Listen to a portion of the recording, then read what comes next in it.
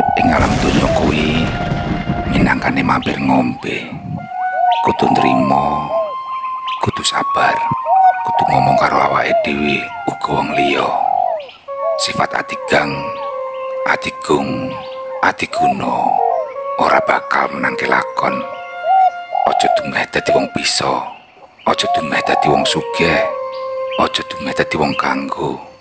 Kabeh kuwi mung pacobaning urip. Balung bisa ajur, bondo bisa entek. Wong bagus ora salawase, wong ayu ora sak suwene. Ora ana sing langgeng saliyane Gusti Allah Subhanahu wa taala. Sing jujur aja ngapusi, sing pinter aja keblinger.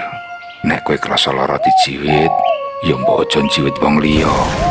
Sing eling yo ngger. Lestari TV Kabudayan, nguri-nguri kabudayan daerah.